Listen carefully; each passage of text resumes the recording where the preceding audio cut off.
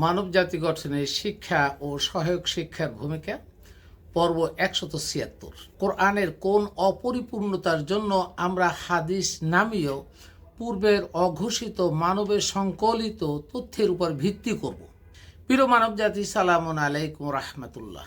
এই পর্বের তথ্যের দ্বারা যাদের মধ্যে ভুল তথ্য পূর্ব থেকে রচিত হয়েছে তারা অনেকেই হয়তো বিভ্রান্ত হতে পারেন, তবে সবাইকে গভীরভাবে চিন্তা ও গবেষণার মাধ্যমে বোঝার আহ্বান করছি। ১. মানব জাতির শেষ নবী ও রসুলের মাধ্যমে কোরআন নামীয় মহাগ্রন্থ আল কোরআন নাজিলের আগাম বার্তা সকল আসমানি কিতাবে উল্লেখ করা হয়েছে। ২. কোরআন নাজিলের মধ্যে দিয়ে মানব জাতির জন্য স্রষ্টার পক্ষ থেকে সর্বশেষ বিধান আল কোরআন নাজিল করে পরিপূর্ণ করে দিলেন, অর্থাৎ তারপরে আর কোনো আসমানি কিতাব আগমনের প্রয়োজন নেই, আগমন হবে না। দলিল সূরা আল মায়েদা আয়াত নম্বর ৩। আউযু বিল্লাহি মিনাশ শাইতানির রাজিম, বিসমিল্লাহির রহমানির রহিম। আল ইয়াউমা আকমালতু লাকুম দীনুকুম ওয়া আতমামতু আলাইকুম নি'মাতি ওয়া রাদিতু লাকুমুল ইসলাম দীনা। আজ তোমাদের জন্য তোমাদের দিনকে জীবন ব্যবস্থাকে পরিপূর্ণ করে দিলাম এবং তোমাদের জন্য আমার নিয়ামত পূর্ণ করলাম ও জীবন ব্যবস্থা হিসেবে ইসলামকে মনোনীত করলাম। ৩. তাহলে বিভিন্ন রাবিদের মাধ্যমে হাদিসের সংকলন ও প্রচারণা কি পূর্ব থেকে কোনো ঘোষণা ছিল? প্রশ্ন। ৪. আমরা জানি সকল নবী ও রসুলগণ আল্লাহর মনোনীত বান্দা, তাহলে তাদের সকলের কাছে আল্লাহ নিজ ইচ্ছায় ওহী নাজিল করতেন, কিন্তু নবী ও রসুল ছাড়া অন্য কোনো মানুষের উপরে ওহী নাজিল হয়নি। তাহলে যে সকল রাবিগণ হাদিস সংকলন ও লিপিবদ্ধ করলেন তারা কি আল্লাহর মনোনীত ওহী প্রাপ্ত? নিশ্চয়ই না। তাহলে কোরআনের সাপেক্ষে পরিপূরক মনে করে কিভাবে, কোন দলিলের ভিত্তিতে, কোন অনুমতি সাপেক্ষে তারা হাদিস সংকলন ও লিপিবদ্ধ করলেন? ৫. যারা হাদিস সংকলন ও লিপিবদ্ধ করলেন তাদের হাদিস যাচাই বাছাই করে স্বচ্ছতা নিরূপণ করার জন্য আল্লাহ কি কাকেও মনোনীত করেছিলেন? তাহলে নিজের লেখা নিজেই তা সহি হিসাবে ঘোষণা কি হাস্যকর নয়? একমাত্র আল্লাহ ছাড়া এবং আল্লাহর মনোনীত ব্যক্তি ছাড়া দুনিয়ার কোনো মানুষ কি নিজেকে সহি মনে করতে পারে? আল্লাহ বলছেন সূরা আল আসর, ইন্নাল ইনসানা লাফি খুসর। মানুষ ভুলের মধ্যে, তার সকল মানুষ তো কোনো না কোনো ভুল করবে, সে নিজেকে সহি বলে কিভাবে?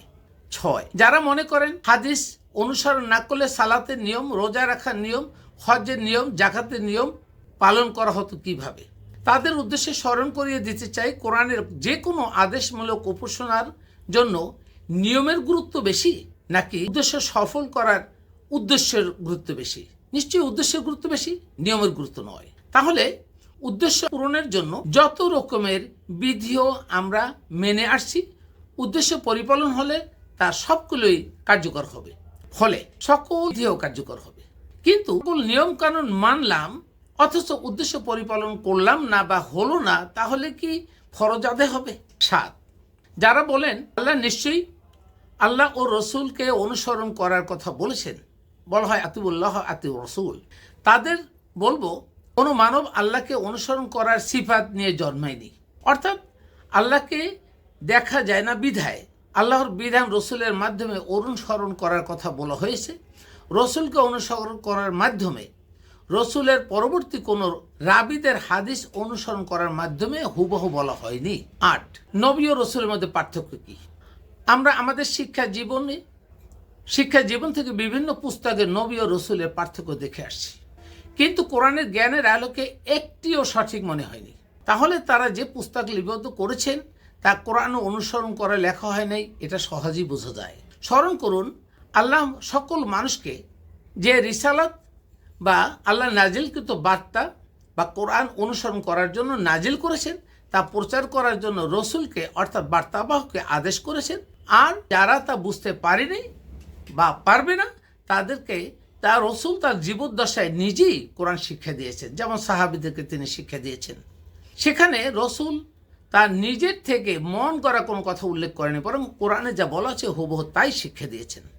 ৯. রসুলের পরবর্তী যুগে যারা কোরআন সঠিকভাবে বুঝতে পারবে না তাদের জন্য আদেশ হলো সূরা নাহল ১৬ নম্বর সূরা ৪৩ নং আয়াত, ওমা আরসালনা মিন ক্বাবলিকা ইল্লা রিজালান নূহি ইলাইহিম ফাসালু আহলা যিকরি ইন কুনতুম লা তা'লামুন।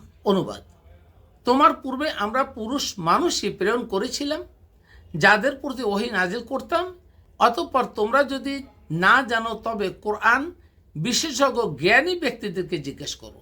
ফার্স্ট আলু জিজ্ঞেস করো আহলে যিকরা, যিনি কোরআন জানেন।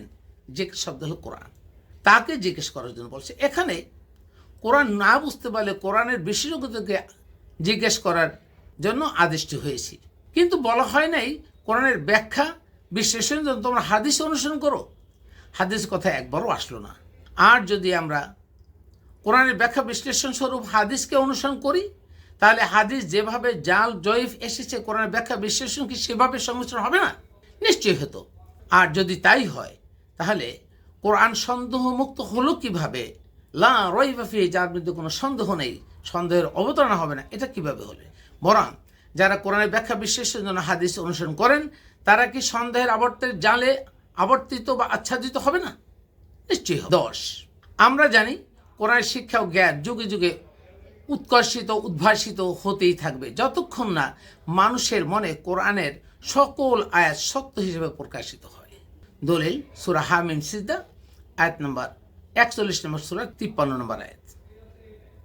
সানুরিহিম আয়াতিনা ফি আফাকিল ওয়া ফি আনফুসিহিম হাত্তা ইয়াতাবায়্যানা লাহুম আন্নাহুল হক আওয়ালাম ইয়াকফি বিরব্বিহিম আন্নাহু আলা কুল্লি শাইইন শাহীদ। আল্লাহ বললেন, শীঘ্রই অতাৎক্ষণিকভাবে আমরা তাদের দিগন্তে এবং তাদের নিজেদের শরীরের মধ্যে নিদর্শন দেখাবো, যতদিন না তারা তাদের কাছে সুস্পষ্ট হয়ে উঠবে যে কোরআনের সকল বক্তব্য সত্য। এটা কি তোমার রব সম্পর্কে যথেষ্ট নয় যে তিনি সকল বিষয়ে প্রত্যক্ষদর্শী?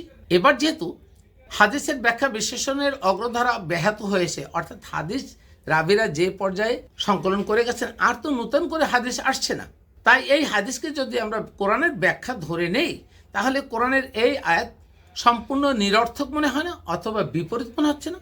কারণ কোরআনের ব্যাখ্যা বিশ্লেষণ ধারা তো কিয়ামত পর্যন্ত চলতেই থাকবে। এরপরেও কি হাদিসকে কোরআনের ব্যাখ্যা হিসেবে মনে করার কোনো যৌক্তিকতা আছে?